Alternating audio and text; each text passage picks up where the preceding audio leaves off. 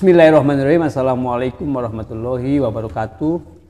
Pemirsa Masumi TV dan Ahmad Yani Channel, sore ini kita jumpa lagi ya dengan Masumi TV dan sekaligus juga Ahmad Yani Channel langsung relay bersamaan para pemirsa di seluruh Indonesia ya, pengurus Masumi dari provinsi, tingkat kabupaten kota dan juga kecamatan sampai ranting yang menyaksikan acara ini. Kita berharap Masumi TV dan Ahmad Yani Channel terus berkembang dengan acara-acaranya.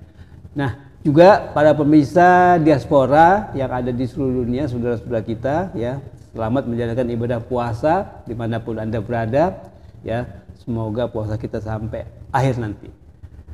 Kemudian pada hari ini kita akan bincang-bincang hal yang agak lumayan viral, dan saya kira viral tergantung juga bagaimana medianya untuk memviralkan, kepentingan medianya untuk memviralkan. Karena yang saya tahu ini ada beberapa media yang terus memberitakan soal ini. Ada apa antara Prabowo dengan Jokowi? Apakah bulan madu kedua tokoh ini sudah berakhir? Ini terkait dengan Jokowi yang tidak menyalami Prabowo pada acara penyerahan zakat ya melalui QRIS di Istana Negara tanggal 13 Maret lalu. Jadi kira-kira 10 hari yang lalu lah. Nah, ini ada apa? Banyak pertanyaan, bahkan beberapa guru besar ya, termasuk misalnya Henry Subianto, guru besar komunikasi politik dari UNER, itu berpendapat menganalisis memang sekarang sudah terjadi nih, mulai terjadi konflik antara Jokowi dengan Prabowo. Ada apa? Banyak sekali kemungkinan seperti kita ketahui bahwa komentar-komentar yang nadanya mengarah kepada sebetulnya ya ketidakpercayaan Prabowo kepada Gibran misalnya, dan sebetulnya nggak yakin lah gitu ya, bocil ini bisa mendampingi atau akan mendampingi atau mungkin mampu mendampingi Prabowo sampai nanti, dan yang seperti itu gitu. Kalau sekarang misalnya kemarin Prabowo bersedia saja dicalonkan dengan Gibran, itu memang karena memang target untuk pemenangan gitu. Nah, setelah udah menang nggak tahu gimana gitu. Itu yang banyak sekali analisis yang akan keluar setelah terjadi fenomena atau peristiwa Jokowi mencuekkan, melewati Prabowo untuk disalami dalam suatu acara resmi di istana. Nah, untuk membahas ini kita ketemu dengan tamu kita dalam hal ini, Bapak Dr. Almizan Ulfa. Bapak Almizan Ulfa ini adalah pensiunan peneliti utama Kementerian Keuangan, pengamat politik yang lama di state ya, tinggal di state dan karena kuliah dan juga bekerja, dan tentunya bagaimana paham tentang kondisi-kondisi atau situasi politik secara nasional. Assalamualaikum Pak Mizan. Waalaikumsalam. Apa kabar? Ini sehat saja, alhamdulillah. Ya. Puasa lancar ya? Lancar, hari ke-11. Ke-11, 12 sekarang. 12, ada ya. 12 yang 11 ya. Oh, iya. Oke, ini tadi Pak Mizan. Jadi apa namanya? Tadi saya sedikit kasih pengantar bahwa Pak Prabowo dan Jokowi ini kelihatannya tidak lama ya, hubungannya tidak terus-terusan bulan madu terus, honeymoonnya kayaknya udah hampir selesai gitu. Apa kira-kira yang kalau Pak Mizan melihatnya itu fenomena atau mungkin gejalanya apa nih, mau kemana nih trennya gitu? Ada dugaan-dugaan atau analisis apa yang kira-kira akan terjadi ke depan kira-kira? Nah, ini apa nih? Yuk. Sebenarnya sebelum ini waktu quick count ya, saya ada dengar berita sebentar lagi akan terjadi konflik antara Wowo Wiwi. Waktu quick count? Iya, ada yang bilang ya Joko. Tapi waktu itu saya belum menanggapi ya. Orang yang ya kira-kira tahu lah dengan ini ya, Pak Prabowo dan Jokowi itu bakal ada konflik. Nah, sekarang ini kelihatannya apa yang dikatakan oleh teman saya itu menjadi kenyataan. Dan kalau saya baca di berita itu, pengamat politik Henry Subiakto dari Universitas Airlangga memang meramalkan segera akan terjadi konflik. Jadi kayaknya penyatuan itu sementara aja menjelang pemilu. Orang ini sebenarnya dua sosok tubuh yang berlawanan ya. Dari pemikiran apa, jadi sebentar bersatu, kemudian terjadi konflik. Ya menurut saya. Artinya mereka kalau menurut Pak Mizan memang nggak cocok ya sesungguhnya, karena di 2014 sudah bersaing, 2019 bersaing gitu kan sebagai capres-capres kan. Iya. Jadi nggak cocok sebetulnya Pak ya? Pada prinsipnya nggak cocok, tapi oleh kepentingan bersama, ya kepentingan bersama, Pak Prabowo itu sudah terobsesi untuk menjadi presiden, udah kalah 2 kali ya, ya pencalonannya udah berapa 4 kali atau 3 kali, dan Presiden Jokowi juga terobsesi ya antara berbagai kepentingan untuk melanjutkan berbagai proyek, ya. Antara lain itu, makanya mereka bersatu, ya gitu. Nah sekarang keadaannya Jokowi itu sebenarnya posisinya nggak begitu kuat. Iya. Iya. Secara formal nggak begitu kuat karena dia bukan ketua partai. Betul. Iya. Secara formal, tapi secara informal seberapa jauh dia bisa mempengaruhi ya orang-orang kalau dia sudah tidak jadi presiden lagi, ya kita tidak tahu. Kalau memang dia tidak jadi presiden ya lagi dan kurang mampu mempengaruhi orang-orang, ya bisa saja dia ditinggalin. Iya, iya. Tapi kalau misalnya karena ketidakcocokan dengan Prabowo itu menjadi penyebab ya, akhirnya istilahnya konflik atau mungkin minimal lah bulan madunya selesai gitu ya. Itu kan dari sisi Prabowo-nya gitu. Dari sisi Prabowo yang nggak merasa cocok dengan itu. Tapi kalau dari sisi Jokowinya ini kelihatannya memang ada ambisi-ambisi tertentu ya. Ini kalau terkait dengan dugaan-dugaan bahwa ya tadi Jokowi mau berusaha sekali punya partai sendiri gitu. Nah Golkar katanya lagi didekati, walaupun ada pro kontra di antara Golkar. Gimana kira-kira kalau misalnya Jokowi dapat partai ya, misalnya Golkar gitu. Kalau Jokowi ya berhasil jadi ketua umum partai, berarti posisinya kuat. Makin kuat. Ya. Posisinya kuat, jadi bayang-bayang kekuasaannya untuk ya mempengaruhi Prabowo tambah kuat. Iya, gitu. iya. Jadi kalau Jokowi bisa jadi ketua partai Golkar, itu posisi Jokowi bakal kuat. Ya artinya kalau misalnya jadi kuat, pasti konflik dengan Prabowo makin kencang gitu ya artinya kan antara Golkar dan Gerindra kan kurang ini juga gitu. Iya yang itu yang jadi masalahnya. Jadi ini kan hanya gimmick aja ya. Ya. Gimmick ini bagi orang menilai itu mungkin alam bawah sadar Jokowi karena ada beberapa waktu yang konflik ya, tidak ada komunikasi sehingga di depan umum dia lupa menyelamani. Seharusnya kalau orang politisi walaupun ada konflik di depan umum cepat-cepat tetap berangkulan, tetap jabat tangan ya. Biasanya kalau politisi itu walaupun di belakang mereka mau saling tikam, tapi di depan umum biasanya mereka menunjukkan hal yang harmonis. Iya, jangan terlihat pecah. Iya. Nah ini Jokowi ini kayaknya konfliknya kalau memang ada ya begitu dalam ya, sehingga tanpa disadari di bawah alam sadarnya dia buang muka ya, tidak mau nyelami Prabowo. Artinya kalau kemarin itu tanggal 13 di istana itu peristiwa yang bukan karena faktor lupa atau kelewat, emang ada faktor di desain memang. Artinya memang karena tadi yang Pak dugaan saya. Ya, dugaan saya itu ada karena Jokowi ini orangnya diplomatis juga ya. Kalau saya perhatiin banyak diplomatisnya juga, banyak ini. Jadi basa-basinya banyak juga.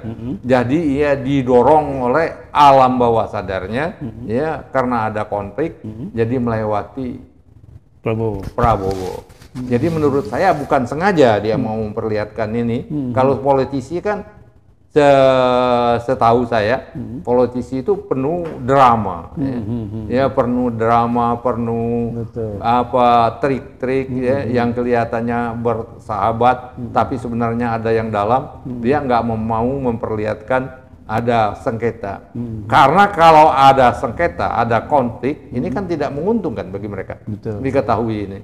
Jadi kalau ada sengketa yang tidak menguntungkan sebaiknya disimpan aja kan. Nah ini tanpa disadari ini terlihat di publik. Ya. Mungkin karena mumet lagi apa ya, Iya, lagi puasa, ya, tanpa disadarinya alam bawah sadar dia melewati Prabowo. Jadi dugaan banyak pengamat bahwa sudah terjadi konflik itu sangat besar sekali. Sangat besar sekali. Apalagi tadi karena mungkin di bawah alam sadarnya Jokowi langsung melewati Prabowo karena faktor ini tinggal 6 bulan lagi masa jabatan presiden berakhir.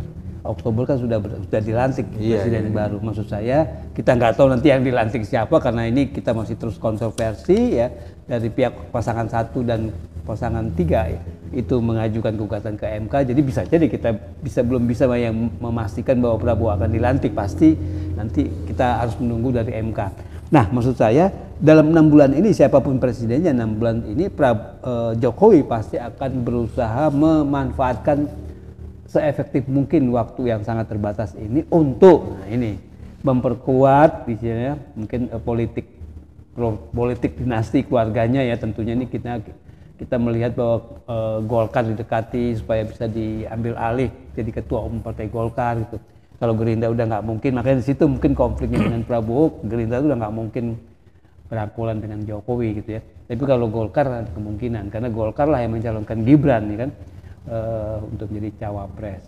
Nah, maksud saya bagaimana seharusnya Jokowi 6 bulan ke depan ini Pak untuk menghadapi konflik dengan Prabowo dan di satu sisi dan di sisi yang lain dia akan habis masa jabatannya. Iya. Ya, konflik dengan ini dengan Pak Prabowo ini saya kira tidak akan berujung dengan reshuffle ya.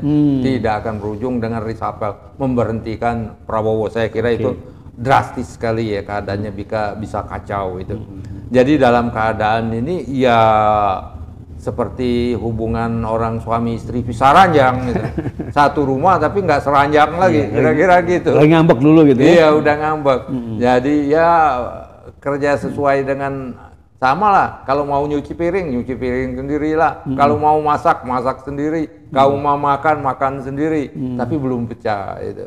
Nah, ini kulminasinya nanti terletak apakah Presiden Jokowi bisa meraih ketua partai Golkar atau tidak. Kalau tidak ya habis Jokowi. Ya. Sekarang aja masih jadi presiden udah konflik, apalagi tidak punya kekuasaan apa-apa. Ya, jadi dia tinggal posisi Jokowi seperti orang-orang di belakang layar lah banyak itu ya. Kalau memang berperan di belakang layar. Iya ya. Kalau kita melihat agak untuk ke belakang gitu, kalau melihat konflik Jokowi dengan Prabowo seperti sekarang ini, kenapa kok pertanyaannya dulu Prabowo siap-siap mau aja gitu ya dikawinkan dengan Gibran sebagai cawapresnya gitu. Itu pasti kepentingannya bagaimana pragmatis dulu. Betul. Jangka pendek menang dulu lah jadi presiden kan gitu. Setuju nggak Pak? Ya, karena setuju. Karena Pak Jokowi itu kalau menurut perhatian saya itu terobsesi untuk jadi presiden. Prabowo. Iya, Prabowo. Dia sudah 2 kali ya sebagai wakil presiden ya. Kayaknya 2 kali ya.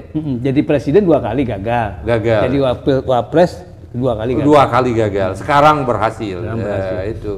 Ya itu. Jadi setuju ya, itu memang sikap pragmatis Prabowo menerima saja Gibran.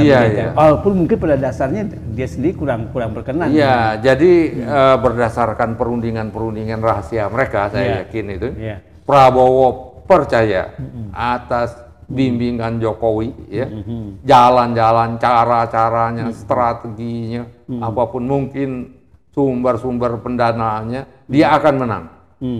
Kelihatannya dia sangat percaya bakal menang. Kalau kita lihat pernyataan publiknya, kemudian pernyataan waktu debat, dia yakin benar bakal menang. Walaupun curang misalnya. Apa? Walaupun dengan curang misalnya. Lah, ya itu dalam tanda petik curang. Pokoknya dia sudah dikeluarkan ajian-ajian, ajimat apa jalan ya. Dan dia yakin ya apa yang dikatakan Jokowi ini mungkin ya atau orang-orang Jokowi ini atau segala macam itu bahwa dia akan menang. Sangat yakin kelihatannya. Ya. Jadi saya bicara dengan teman-teman itu Prabowo ini sangat yakin bakal menang. Buktinya waktu kampanye hari pertama dia nggak turun. ya turunnya di kampanye hari kelima.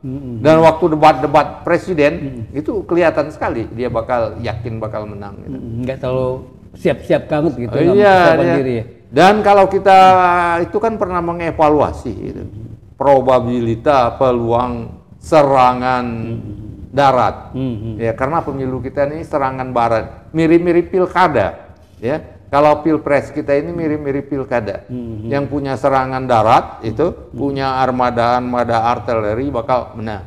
Yang punya serangan udara aja, ya seperti nomor 1 serangan udara ini maksudnya yang omong-omong di TV, ya. Omong-omong di TV, omong-omong di kampus, ya. Omong-omong di mana-mana yang menurut orang intelektual seperti kita sangat menarik, sangat yakin bisa sangat yakin bisa membangun Indonesia ini. Tapi bagi banyak ini pemilih kita, ya pemilih norak katakanlah, dia nggak ngerti omong-omong di TV, diskusi, debat di CSE segala macam tinggi, nggak ngerti dia itu. Apa betul bener ini? Apa betul kita bakal nggak miskin lagi? Enggak ini. Sekarang yang penting kita sudah bersahabat, ya, berteman ya dalam tanda petik dengan tim-timnya, ya dugaan saya ya, dan yakini dengan tim-timnya Pilpres 01. Ya itu masalahnya. Iya. Okay. Kepentingan pragmatis itu. Pragmatis, betul-betul pragmatis ya. Itu kalau dari sisi Prabowo, kenapa dia mau menerima Gibran gitu ya, walaupun tentunya dalam hati kecilnya saya yakin nggak berkenan gitu. Tapi karena mau menang, mau jadi presiden yang sudah terobsesi berkali-kali gagal gitu ya, akhirnya mau juga. Tapi masalahnya kan drama-drama politik apa nih kira-kira dalam 6 bulan ke depan ini yang akan terjadi antara Prabowo Jokowi, itu yang kita tunggu, Pak. Hasilnya kita tunggu, kita berharap saja ya mudah-mudahan ya istilahnya yang terbaik lah, terutama kaitannya dengan hasil MK nanti, mudah-mudahan artinya ya itu Pak Heri, drama politik kalau menurut saya nggak akan di-reshuffle. Oh gitu ya? Iya, walaupun mungkin ada konflik ya udahlah tinggal 6 bulan lagi ya. Biarin aja, walaupun ini satu rumah sakit-sakit ditahanin lagi ya konfliknya itu. Sekarang masalahnya kalau APBN kan tinggal 6 bulan lagi udah selesaikan lah, kalau sesuai dengan hukum aman lah ya, segalanya. Kemungkinan ya komunikasi dengan aparat penegak hukum TNI, Polri apa itu ya, lembaga-lembaga lain itu jalanin masing-masing aja lah itu ya. Nah, masalahnya sekarang sebenarnya posisinya yang kurang baik itu Jokowi sendiri. Lagi dalam keadaan kalau dia sudah nggak bisa menjadi ketum Golkar, posisinya lemah, lebih lemah. Mungkin jelas lebih lemah. Jangan-jangan Pak Prabowo nggak mau mendengarin dia, dicuekin lagi. Bisa jadi. Dicuekin apa kata-kata Pak Prabowo. Jangan-jangan berbalik. Kalau IKN dia dulu mendukung, sekarang batalin aja. Bisa aja itu. Betul. Iya. Itu proyek-proyek yang lain batalin aja, bisa saja. Saya kepikiran begitu loh. Jangan nanti kebalik posisinya, Prabowo malah cuekin Jokowi dan kemudian Jokowi lama-lama akhirnya kena juga gitu dari sisi hukum. Iya, bisa. Beberapa gugatan, berapa tuntutan, berapa misalnya kasus-kasus diangkat lagi oleh KPK misalnya. Bisa saja, kan? Itu bisa aja. Itu atas misalnya. Iya, bisa saja itu. Ada peluang ke arah situ. Iya. Ini kan karena sebetulnya secara historis mereka kan pada dasarnya memang nggak cocok selalu berkonflik gitu. Berkonflik walaupun dalam rangka kontestasi ya di Pilpres ya. 2 kali.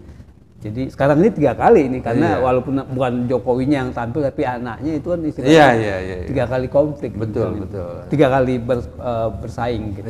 Oke, Pak Mizan, saya kira kita cukupkan. Mudah-mudahan saja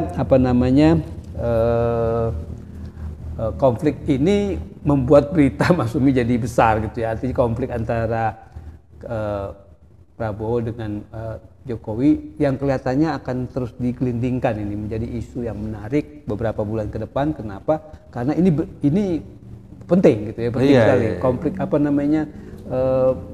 peristiwa politik ya, konflik antara Prabowo Jokowi atau bulan madunya yang sudah habis gitu ya, selesai gitu ya. Itu sangat menarik. Iya. Tentunya semua masyarakat, pemirsa, semua pasti akan ingin Iya, tahu. Oke, terima kasih Pak Mizan.